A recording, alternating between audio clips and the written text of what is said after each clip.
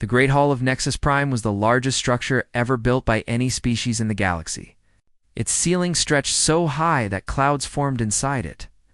Thousands of alien delegates sat in floating platforms, their eyes fixed on the small group of humans standing at the center of the room. Ambassador Hannah Lee stood alone before them all. She was a small woman with gray hair and tired eyes, but her voice did not shake when she spoke. "We colonized 3 worlds," she said. 3 barren rocks that no one had touched for 10,000 years. We turned dust into farms. We built cities where there was nothing. We harmed no one. High Arbiter Oryx raised one of his 4 hands. He was Valari, tall and elegant, with skin like polished silver. His species had ruled the Galactic Council for longer than human civilization had existed. "The law is clear," Oryx said. His voice was calm, almost bored. Those worlds were protected. Humanity did not ask permission. Humanity simply took, we asked, Hannah replied. For 3 years we sent requests. No one answered. No one cared about those dead worlds until we made them live. A rough laugh came from the Torak section. The Torak were massive creatures, built like bears with scales instead of fur. Their general, a scarred warrior named Kavos, leaned forward in his seat. "This is what happens when you let children sit at the adult table," Kavos said. "Humans have been in the council for 40 years. They still do not understand their place." Hannah turned to face him. "And what is our place, General?" "At the bottom," Kavos said, "where young species belong. You should be grateful we allow you to exist at all." The Torak delegates laughed. Many others joined them. Hannah looked around the Great Hall and saw the same expression on 1,000 alien faces. They looked at her like she was an insect, something small and annoying that had crawled where it did not belong. Only the Sylvan remained quiet. They were ancient beings, thin and pale, with eyes that seemed to hold the memory of ages. Their elder Thesa watched Hannah with something that might have been pity. High Arbiter Oryx stood. The hall fell silent. "The council has voted," he announced. "Humanity is found guilty of unauthorized expansion. The sentence is exile. All human colonies within council space must be abandoned within 1 standard year. All council technology must be returned. All trade agreements are canceled. All communication channels will be closed." Hannah felt the words hit her like physical blows. "You cannot do this. Billions of people live in those colonies. You are condemning them to death. We're giving you a chance to live," Oryx said. "Be grateful for that. The void awaits you. What happens there is no longer our concern." The void. Every spacefaring species knew about it.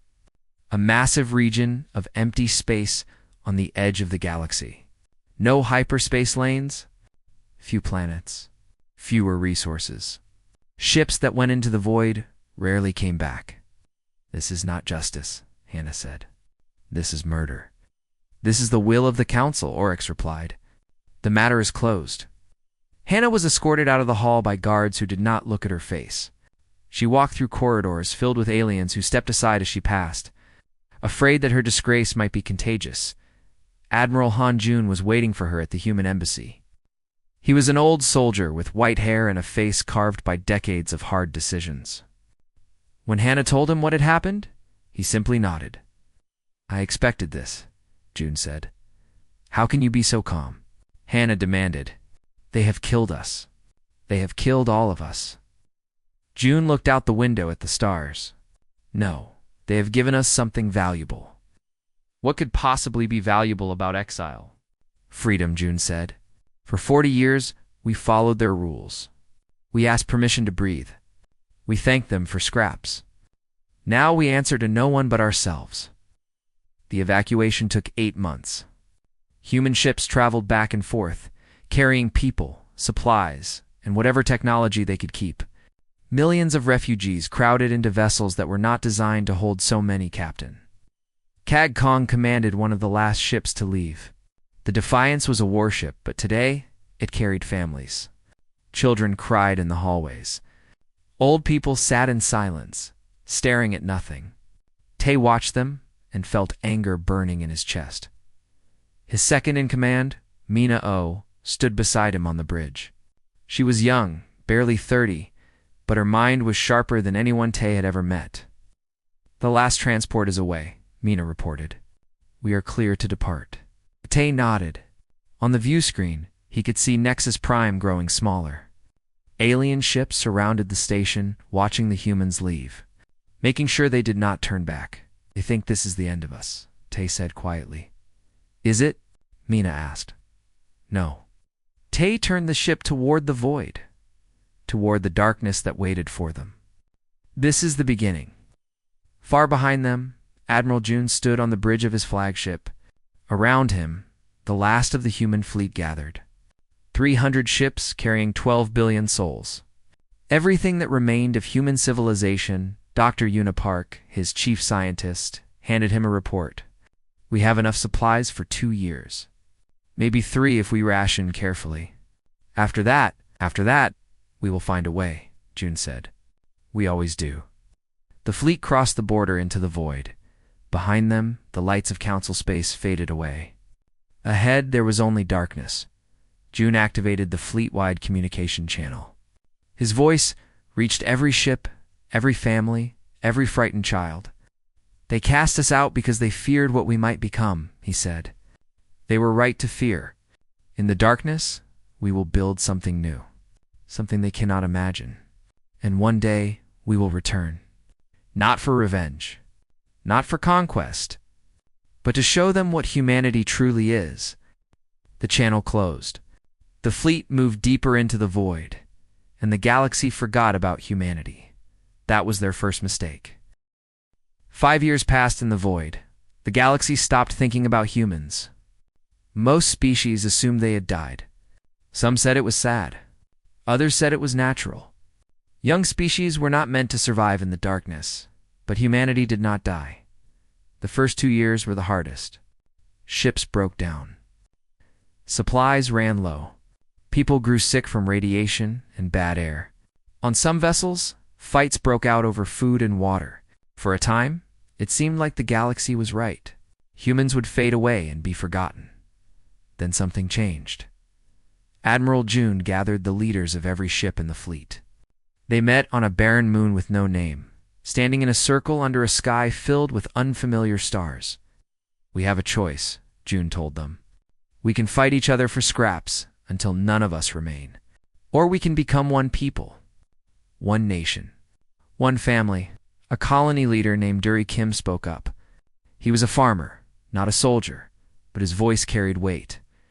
"We were many nations on Earth, many cultures, many languages. How do we become one?" "By choosing to," June said simply. "The old divisions do not matter here. There is no Korea, no America, no Europe. There is only humanity, and humanity will survive." It took months of argument. Old hatreds died slowly, but in the end, the exiled Federation was born. A single government for all humans, a single purpose. Survival first, then growth, then something more. Dr. Unipark led the scientific effort. She was a small woman with glasses and messy hair, but her mind held more knowledge than entire libraries.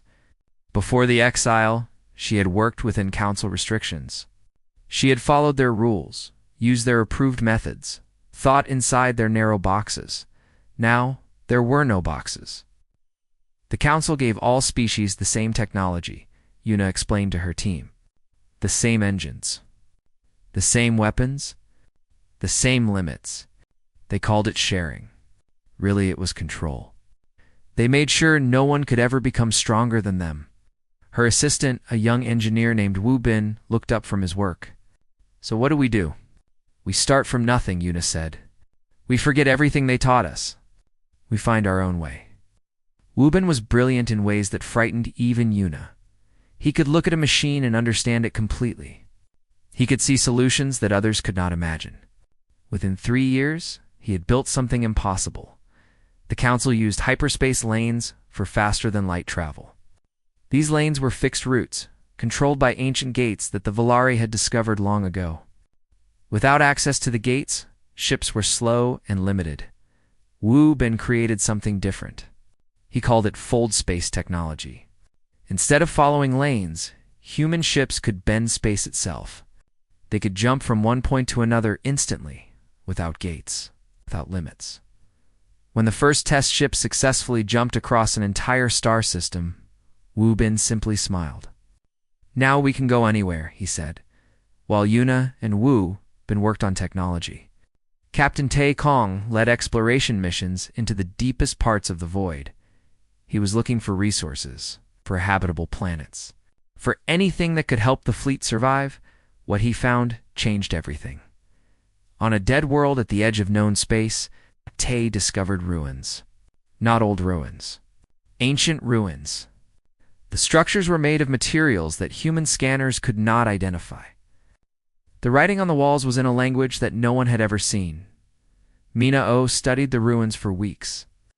This civilization existed before the Council, she finally reported. Before the Valari. Before anyone. They were here millions of years ago. What happened to them? Tai asked. But they left things behind. The technology in those ruins was beyond anything the Council possessed. Power sources that never ran out. Metals that could not be broken. Weapons that made Council ships look like toys. The ancient species had been so far ahead that the gap was almost impossible to measure. Humans could not understand all of it. Most of the technology was too advanced. But they understood enough. They took what they could learn. They adapted it. They made it their own. Year by year, the exiled Federation grew stronger. New colonies appeared on worlds that the Council had declared uninhabitable. Human ships became faster and deadlier. Human soldiers trained in conditions that would kill any other species. Admiral June watched it all with quiet pride. He was getting old now. His hair had turned completely white, but his mind was as sharp as ever. "We were cast out because they thought we were weak," he told his officers. They were wrong. We were held back. Now nothing holds us back. Commander Mina O became the architect of human military doctrine. She studied every species in the galaxy. She learned their tactics, their weaknesses, their fears. Then she designed strategies to defeat them all. "The Torak rely on brute strength," she explained. "We will be faster. The Valari rely on their technology. We will be more advanced. Every species has a weakness. We will have none." By the end of the 5th year, humanity had become something new. They were not the frightened refugees who had fled into the void. They were not the weak young species that the Council had mocked. They were survivors. They were innovators. They were ready. But ready for what? Admiral June asked himself this question every night. Revenge would be easy.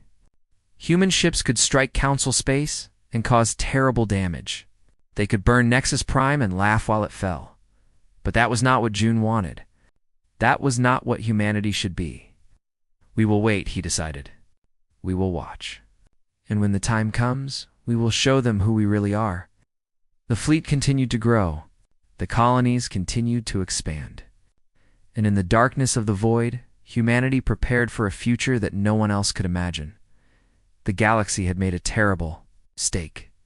They had given humans something to prove.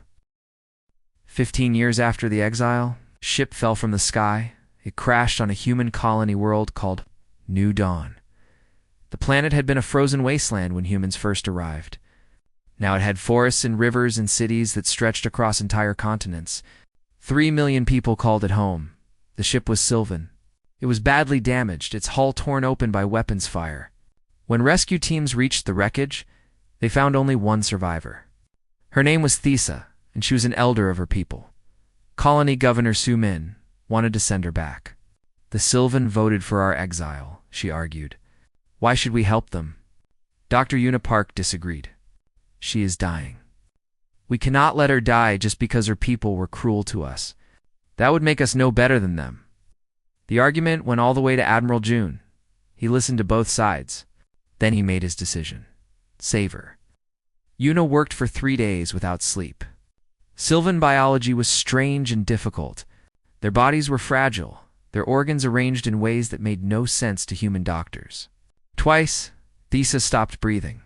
Twice, Una brought her back. On the fourth day, Thesa opened her eyes. She was in a human hospital. The walls were white and clean.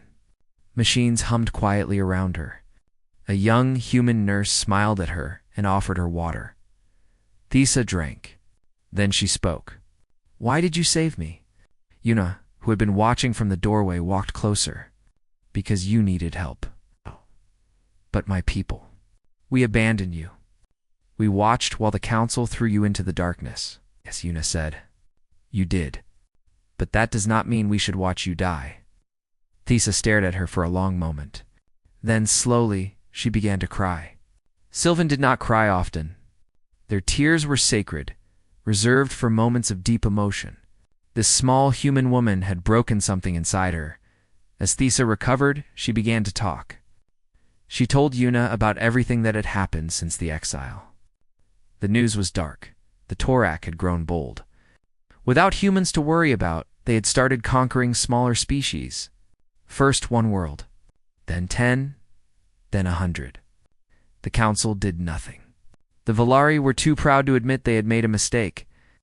They pretended the problem did not exist. "General Kavos leads them now," Thesa said. "He believes the Torak should rule the galaxy. He says other species are weak. He says they deserve to be conquered." "And the council allows this?" Yuna asked. "The council is afraid. The Valari have no military. They have always relied on others to fight for them. But now, there is no one left to fight." Yuna brought this news to Admiral June. He listened in silence, his old face showing nothing. When she finished, he turned to look out the window at the city below. "How many species have the Torak conquered?" He asked. 37 at last count. "Billions of people, dead or enslaved." June closed his eyes. "And the council that exiled us wants us to feel sorry for them." "I am not asking you to feel sorry for them," Yuna said. "I am asking you what we should do." June called a meeting of the Federation Council. Leaders from every human colony gathered to debate the question. The arguments lasted for days. Ambassador Hannah Lee, who had never forgotten her humiliation on Nexus Prime, spoke against involvement. "They threw us away like garbage. They laughed while our children cried. Now they need help, and we should run to save them?" "No, let them burn," many agreed with her. The memory of exile was still fresh. Human hearts still carried that wound, but Captain Tay Kong saw things differently. He stood before the council, still wearing his military uniform, and spoke simply.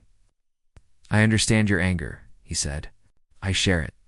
Every time I close my eyes, I see the faces of the people who mocked us. I remember how they looked at us like we were insects. I want them to suffer." He paused. The room was silent. "But if we let innocent people die because we are angry at others, then what have we become? We spent 15 years in the void asking ourselves who we are. Are we conquerors? Killers? Are we the monsters they said we were?" "No," someone called from the back. "We must act like who we are," Tay said. "Not because they deserve our help, because we deserve to be the kind of people who help." The vote was close. Closer than anyone expected. But in the end, humanity chose to prepare. Not for revenge. Not for conquest. For something better. Admiral June began mobilizing the fleet. Ships that had been scattered across the void gathered at a central point. Soldiers who had trained for 15 years received their orders. The greatest military force humanity had ever assembled took shape in the darkness. Thesa watched it all with wonder. She had expected to find primitives struggling to survive. Instead, she found a civilization that made her own people look like children. Human ships moved without hyperspace. Human weapons burned with power she could not understand. Human cities gleamed with technology that should not exist. "How did you do this?" she asked Yuna. "In only 15 years?" Yuna smiled. "The council thought they were punishing us. They were actually setting us free. Without their rules, without their limits, we discovered what we could really do. And what will you do now?" Yuna looked up at the sky, where human warships were gathering like stars. "We will do what humans have always done. We will help those who cannot help themselves. Even if they do not deserve it. Even if they will never thank us." Thesa bowed her head. I think I understand now why we were afraid of you. It was not your aggression we feared. It was your potential, as Yuna said. And now they will see it. The fleet was ready. The moment was coming. Humanity was about to announce its return. 20 years after the exile, the Torak Empire attacked Nexus Prime. General Kovos led the assault himself. His fleet numbered 5,000 ships. Each one was larger than any vessel the Council possessed. Each one carried enough weapons to destroy a planet. High Arbiter Oryx watched them coming from the Great Hall where he had once condemned humanity to exile. His silver skin had turned pale. His hands were shaking. "How long until they reach us?" he asked. 6 hours, his aide replied. "We have sent calls for help to every species in the Council. No one is responding." Oryx closed his eyes. He remembered standing in this same hall 20 years ago. He remembered the small human woman who had begged for mercy. He remembered laughing with the others as the humans were sent away. Now there was no one left to help. The Valari had no army. The peaceful species of the Council had never needed to fight. They had always assumed someone else would protect them. They were wrong. Kavos appeared on every screen in Nexus Prime. His scarred face filled the Great Hall. "Citizens of the Council," he said, "your time is over. For too long, weak species have ruled the galaxy. Today the strong take their rightful place. Surrender now, and some of you may live. Resist, and I will kill every single one of you." The screens went dark. Panic spread through the station. Billions of aliens ran through corridors, trying to find ships, trying to escape. But there was nowhere to go. The Torak fleet surrounded them completely. Oryx sent one final message into the void. A desperate plea for anyone who might be listening. "This is High Arbiter Oryx of the Galactic Council. We are under attack. If anyone can hear this, please help us. Please." For 1 long hour, there was no response. Then space itself seemed to tear open. Ships appeared from nowhere. Not dozens. Not hundreds. Thousands. They emerged from fold space in perfect formation.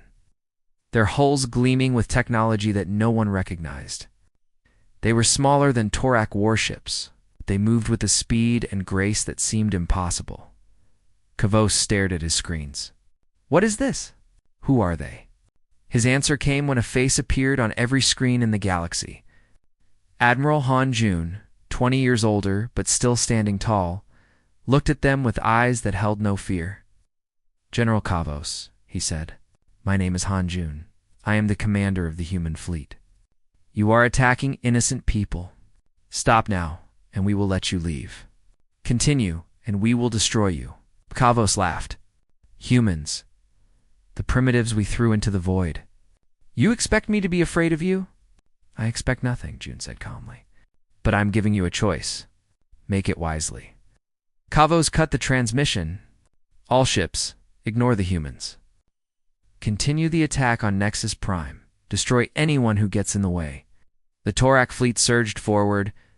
Their confidence lasted exactly 90 seconds. Captain Tae Kung led the first wave. His ship, the Defiance, moved so fast that Torak targeting systems could not track it. He flew straight into the heart of the enemy formation, his weapons firing in all directions. Human guns cut through Torak shields like they were made of paper. Ships that had conquered dozens of worlds exploded in seconds. Kavos watched in horror as his mighty fleet began to die. "How is this possible?" he screamed. "They are primitives. They have nothing." But humans were not nothing. Not anymore. Commander Mina O coordinated the battle from the flagship. Her voice was calm as she gave orders that moved thousands of ships in perfect harmony. She had studied Torak tactics for 15 years. She knew every move they would make before they made it. Strike Group 3. Hit their left flank. Group 7. Protect the civilian ships. Group 12 cut off their retreat. The battle lasted for hours. When it ended, the Torak fleet was shattered.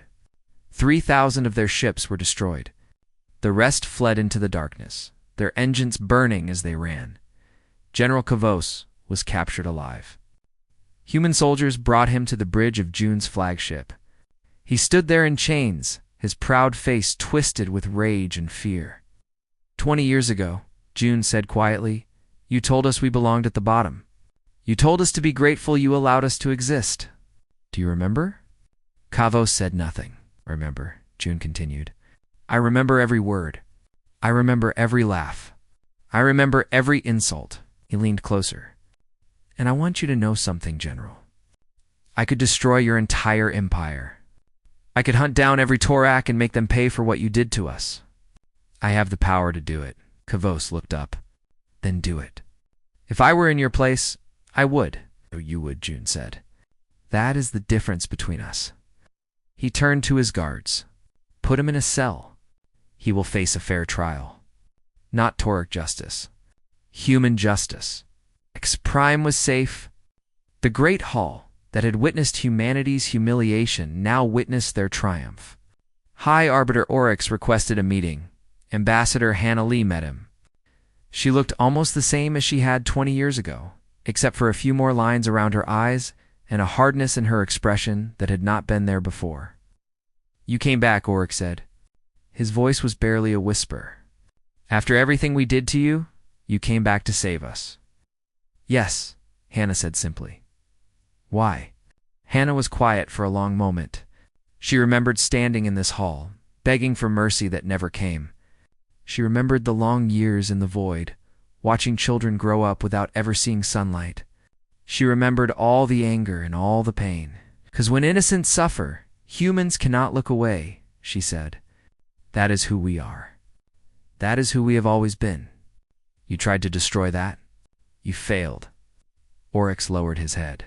For the first time in his long life, he had no words. Outside, the human fleet stood guard over the station they had been exiled from. They asked for nothing. They demanded nothing. They simply waited. The galaxy would never look at them the same way again. The weeks after the battle were chaos. The Torak Empire collapsed.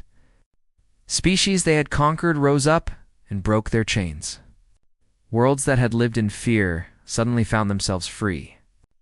The galaxy was changing faster than anyone could follow. At the center of it all stood humanity.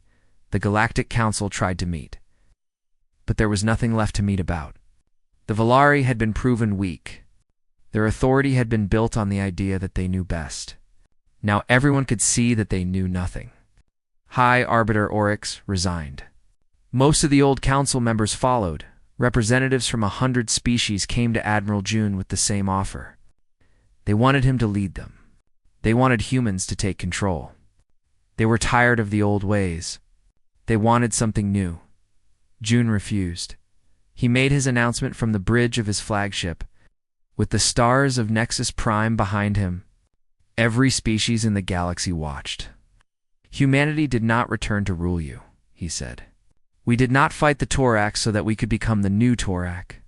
We have no interest in building an empire. We have no interest in making you bow to us. A murmur spread across 1,000 worlds. If not rule, then what? We want to walk beside you, June continued. As equals, as partners, as friends, nothing more, nothing less. The old council failed because it was built on fear and control. If we build something new, it must be built on trust and respect. It took months of negotiation. Ambassador Hannah Lee led the human delegation. She was no longer the frightened woman who had begged for mercy 20 years ago. She was strong now, patient, wise. Species that had once looked down on her now listened carefully to every word she said. The new Galactic Accord was signed on the anniversary of humanity's exile. It created a different kind of council. Every species had an equal voice. No one could be expelled without unanimous agreement. Trade was free. Knowledge was shared. The old barriers fell away.